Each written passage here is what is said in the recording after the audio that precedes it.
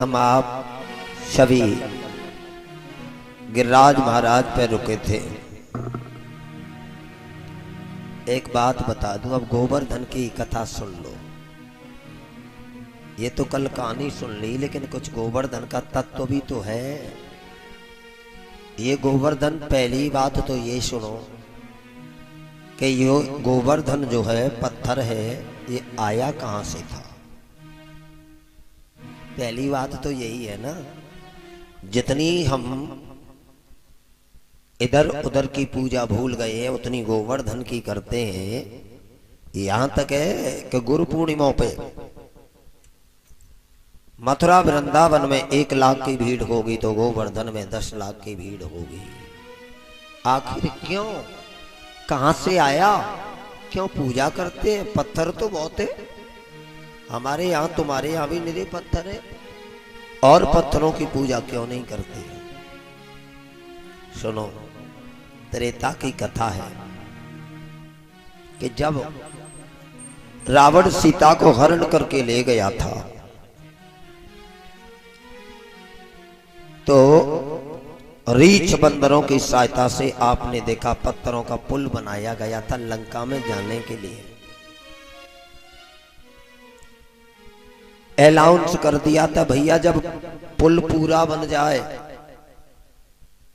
तो जहां जिसके हाथ में पत्थर हो वो वहीं छोड़ देना, क्योंकि ज्यादा सब पत्थर आ जाएंगे तो रोड ज्यादा चौड़ाई वाला तो होता नहीं है, पत्थरों का यहां जाम लग जाएगा, और जाम लग जाएगा तो हम इसको पार नहीं कर पाएंगे। हनुमान भी पुल बनाने के लिए मंदरागिर पर्वत उठा लाए। तब तक भैया वो ला रहे थे पत्थर, बड़ा सा पुल पूरा हो गया। कह के लाए थे हनुमान जी पत्थर से कि ले चल रहा हूं तुझे, राम के चरण छूने को मिलेंगे, राम के दर्शन मिलेंगे, भाई मेरे साथ चल। पत्थर ने कहा मैं तो पत्थर हूं ही, कहते नहीं है ये बड़ा पत्थर दिल है। उस पत्थर ने कहा मुझे कलंक लग जाएगा, लाओ राम के दर्शन हो जाएंगे तो जीवन का कल्याण हो जाएगा। चलो भैया, हनुमान मैं चल रहा हूं। और लाए, तब तक पुल हो गया पूरा। अब क्या करें, आवाज लगा दी, भैया पुल पूरा हो गया, जहां जिसके हाथ में है वो पत्थर वहीं डाल दो। वही मंदराचल पर्वत का कोना वहीं छठी करा पे छोड़ दिया। छठी करा पे, ये तो गोवर्धन, छठी करा पे छोड़ दिया। गोवर्धन पर्वत रोने लगा, ए हनुमान, हमें आपसे ये उम्मीद नहीं थी कि आप भी राम के भक्त होके झूठ बोलोगे। तुम तो ये कह के लाए थे कि हमें राम के दर्शन होंगे, लेकिन न तो यहाँ राम के दर्शन हुए और न राम के पांव छूने को मिले। बताओ हम क्या करेंगे अब? यहाँ न घर के रहने दिए और न घाट के रहने दिए। हनुमान आए राम के पास, राम जी प्रभु जी, वो पत्थर रो रहा है, मैं वहीं छोड़ के आया हूं, वो कह रहा है मुझे राम के दर्शन दे दो, आपका क्या ख्याल है? राम जी ने हनुमान जी से कहा, हनुमान उनसे जाके कहना अभी तो मैं उन्हें दर्शन नहीं दूंगा, लेकिन जब द्वापर में आऊंगा तो दर्शन दूंगा। हनुमान जी कह रहे हैं, ठीक है महाराज, मैं कह दूंगा, आप मेरे मालिक हो, आप जो मुझसे कह रहे हो मैं उनसे कह दूंगा। महाराज, और उस पत्थर ने कुछ कहा तो बोले तो तुम समझा देना। हनुमान आए, पत्थर से बोले, देखो भैया, मेरे प्रभु राम जी ने यह कह दिया है कि अभी तो मैं उन्हें दर्शन नहीं दूंगा, लेकिन जब द्वापर में कृष्ण बन के आऊंगा तो दर्शन दूंगा। पत्थर बोला, बहुत बहुत धन्यवाद हनुमान, और मैं इतना इंतजार करूं अब? फिर गए हनुमान, महाराज ये कह रहे हैं वो पत्थर कि अब मैं इतना इंतजार करूं, इसके बदले में क्या ब्याज चाहिए उससे? बोले हाँ। राम ने वरदान दे दिया कि जब मैं द्वापर में अवतार लेके आऊंगा और तू मेरा इतना इंतजार करेगा, इस इंतजार के बदले में तुझे फल दे रहा हूं क्या, कि मैं अपने नाम से भी पहले तेरी पूजा कराऊंगा। इसलिए तुमने देखा है जितनी कृष्ण की पूजा नहीं है, उसकी कृष्ण ने खुद पूजा कराई है, आके खुद पूजा कराई है। तो ये पर्वत कौन लाया था? हनुमान जी, जो आज गोवर्धन के रूप में विद्यमान है। बात वहीं लौट के आ गई। फिर आज जब गोवर्धन की पूजा होने लगी, इंद्र क्रोधित हो गए। 7 दिन 7 रात मूसलाधार वर्षा की, सब लोग परेशान। भगवान की प्रार्थना करते हैं। आज के दिन का पहला श्लोक है भैया, सुनो। आज श्लोक कम बोले जाएंगे और कथा ज्यादा कही जाएगी। क्या श्लोक? कृष्ण कृष्ण महाबाहो,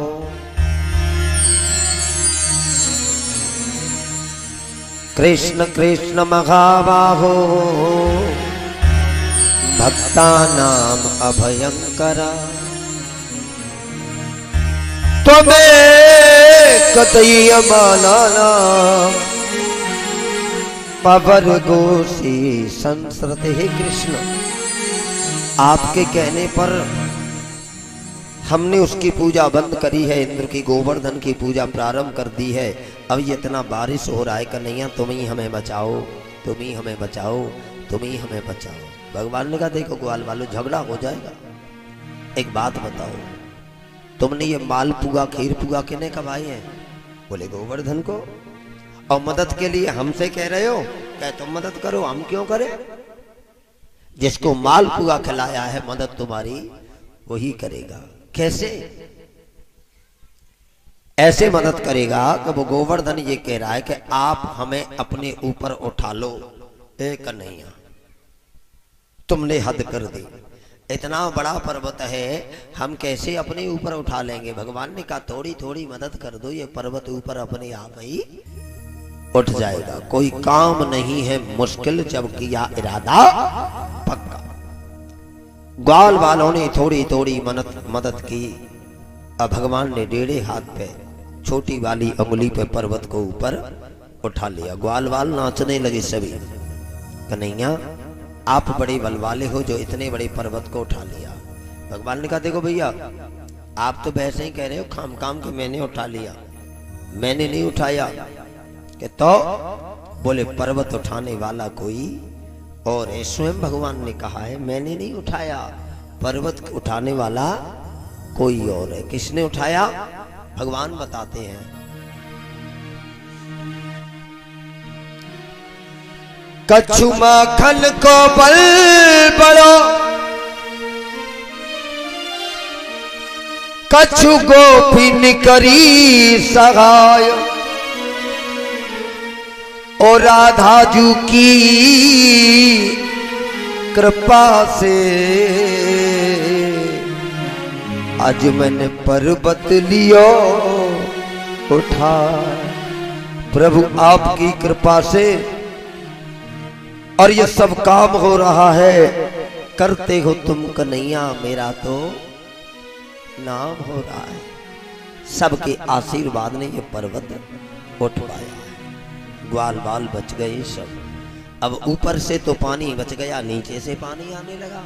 छप्पर ऊपर का ही तो बचा लेगा ये टेंट, और नीचे से आएगा उसका क्या होगा? नेत्रम कृत्वा तो बासुकी नाग को बुलाया और गोवर्धन पर्वत के चारों ओर नीचे लगा लिया। तब ग्वाल बाल बचे मेरे बंधु। आज बड़ी सुंदर कथाएं हैं मेरे प्रभु जी की, जो गदगद हो जाओगे सुनते सुनते। वो तो ने गलती जी है गई कि 7 दिना की है गई, कह रही है सिर्फ परिचित, वो तो 11 दिना की हमें तो करानी। हाँ भैया, पर्वत उठ गया, पूजन होने लगा उसका। एक बात बताओ, ये पर्वत क्या है? इस कथा से ज्ञान क्या मिल रहा है वो सुनिए आप। भगवान ने पर्वत उठा लिया, लेकिन तुमने कभी उठाया है? अरे उठा तो रहे हो, छप्पर उठाया है, पर्वत नहीं उठाया। सुनो, पर्वत क्या है? ये भागवत जो आप करा रहे हो यही पर्वत है। एक आदमी चाहे तो इस भागवत को ऊपर नहीं उठा सकता है मेरे बंधु। उठा लेगा चाहे कितना भी पैसे वाला हो, लेकिन ये पर्वत उठाने वाला नहीं है। भगवान ने भी सबकी मदद ली है, खुद कह के भैया मेरी मदद करो, मैं पर्वत उठा रहा हूं। सबने मदद की तब ये पर्वत ऊपर उठ पाया। तो ऐसे ही ये भागवत एक पर्वत है। जब तक इसमें गांव का सहयोग नहीं होगा, घर का सहयोग नहीं होगा, परिवार का सहयोग नहीं होगा, तब तक ये भागवत पर्वत ऊपर उठने वाला नहीं है। और थोड़ा थोड़ा अगर सहयोग कर देंगे तो ये भागवत इतनी ऊंची उठेगी। इस साल की चलती क्या है, पैसा बच के अगली साल भी पक्की होनी है। लेकिन होगी तो तब जब ये कल उठ जाए। थोड़ी थोड़ी मदद कर दो तब तो उठ पाएगी ऊपर। बोलो भैया, कितना भी बड़ा काम हो, गांव में, समाज में, संगठन में वो ताकत होती है, बड़े से बड़े काम को भी बिल्कुल छोटा बना देती है। कोई काम नहीं है मुश्किल, जब किया इरादा पक्का। भगवान ने पर्वत उठाया, ये बात हो गई। अब एक और बात आ गई। क्यों भैया? मैंने भी कह दिया कि पर्वत भगवान ने उठाया। जितने भी व्यास हिंदुस्तान के कोने कोने पर हैं यही बताते हैं कि पर्वत कृष्ण ने उठाया। लेकिन मेरी भागवत में लिखी है कि पर्वत कृष्ण ने नहीं उठाया। आप लोग कह रहे हो कि महाराज आज तक तो यही बताइए कि कृष्ण ने उठाया, लेकिन भागवत पढ़ोगे तो यहां लिखा है कृष्ण ने पर्वत नहीं उठाया, पर्वत उठाया मेरी राधा रानी ने उठाया। कैसे उठाया वो सुन लो। आप लोग गोवर्धन जाना, और जो गोवर्धन का मेन पर्वत है, मेन गोवर्धन का मेन मंदिर, उसके ऊपर देखना पर्वत कौन से हाथ पे उठाए, सीधे पे का टेढ़े पे। और काऊ काऊ ने देखा भी होगा कौन से पे, टेढ़े पे। और ये टेढ़ा हाथ राधा रानी को भगवान ने दे दिया था। जय गंगा मैया की। क्यों भैया? और वहां जाओगे गोवर्धन पर्वत, तो वहां क्या बोलते हैं? राधे राधे। क्यों? कि जिसके घर पे जाओगे उसे तुम्हें नमस्कार करना पड़ेगा। सीधी सिंपल बात है। पर्वत उठ गया। गोवर्धन की पूजा आज भी हो रही है, लेकिन हमारी तुम्हारी पूजा क्यों नहीं हो रही है? हम आप ये संत व्रत बैठे हैं, इनमें से किसी की भी पूजा नहीं हो रही है, क्योंकि हम तुम गोवर्धन नहीं है। और जिस वक्त गोवर्धन बन जाएंगे उसी वक्त हमारी तुम्हारी गोवर्धन की तरह लोग पूजा करने लगेंगे। गोवर्धन किसको कहते हैं? कहानी में तो कह दिया एक पर्वत का नाम है, लेकिन गोवर्धन, गौ माने इंद्री और वर्धन माने है बांधने वाला। उसी शख्स की पूजा होती है इस दुनिया में जिसने इंद्रियों को बांध लिया है। और इंद्रियां अगर हमारी बंधी नहीं है तो हमारी पूजा हो नहीं सकती। रामायण की उत्तरकांड में चौपाई लिखी है, गौ गोचर जहां लग मन जाई और ते सब माया जानो भाई। जब हम इंद्रियों पे काबू पा लेंगे, इंद्रियों पे कंट्रोल कर लेंगे, तब हमारी हर जगह पे जहां भी चले जाएंगे उसी जगह पे पूजा होगी। आप भी तो कहते हो हाथ का सच्चा और लंगोटी का पक्का व्यक्ति जहां भी पहुंच जाता है उसी जगह पे उसकी पूजा होती है। देखिए बंधु, अगर ब्राह्मण गिरेगा तो इसी इंद्रियों के बारे में गिरेगा, संत गिरेगा तो इसी इंद्रियों के मारे गिरेगा। जिन संत की, जिस ब्राह्मण की, जिस ठाकुर की, जिस यादव की इंद्रियां कंट्रोल हो गई, वो समाज में कभी नीचा देख नहीं सकता। एक बार को आदमी मार दोगे कोई फर्क नहीं पड़ता, लेकिन अगर उसका करेक्टर, चरित्र अच्छा नहीं है तो बंधुओं फर्क पड़ता है। तो हमें संतों को देख लो, बुराई नहीं कर रहा किसी संत की, क्योंकि मुझे अधिकार ही नहीं है बुराई करने का, लेकिन शास्त्र की बात तो मैं बोल सकता हूं।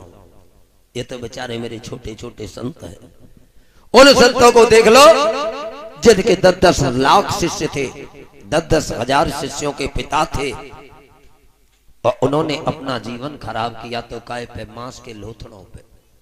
तो ये बात हमें अपने ज्ञान में डालनी चाहिए। चरित्रहीनो मात्र दोषे पितृ दोषे न मूर्खता, कार्पण्यम कुलम दोषी आत्मदोषेन दरिद्रता। हमको अपनी इंद्रियों को कंट्रोल रखना चाहिए, तब गोवर्धन की तरह हमारी आपकी पूजा होगी। एक बार बोलो राधे राधे। इसके बाद शरद पूर्णिमा आ गई। सबसे बड़ी एकादशी कौन सी है भैया? जेठ वाली निर्जला, जिस एकादशी का नाम है भीमसेन एकादशी।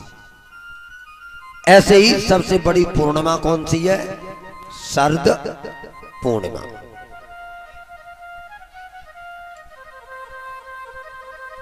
सबसे बड़ी पूर्णिमा है, उसका नाम है शरद पूर्णिमा।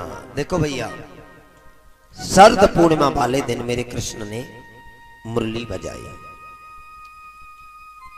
अंदाजा लगा दो मेरी बंधु, मुरली सामरिया की कैसी बजती होगी। जब हम नकली, हमारी ये बंसी नकली, हम नकली, हमारी ये मुरली नकली, जब ये बजती है तो पूरा क्षेत्र इकट्ठा हो जाता है। यहां शाम को देखना, गिनना कितनी पब्लिक होगी। जब ये नकली मुरली बजती है तब तो क्षेत्र हिल गया है पूरा। और जहां मुरली भी असली होगी और बजाने वाला भी मेरा असली होगा, उस जगह पे बंधुओं क्या हालत हुई होगी, कोई बता सकता है? जब ये नकली मुरली बज रही है तब तो सब दीवाने हो गए हैं। रामायण में लिखा है, राधे श्याम ने, श्याम बजाई बांसुरी और मोहे तीनों लोग, देखो जो मोही नहीं रहे कौन से लोग।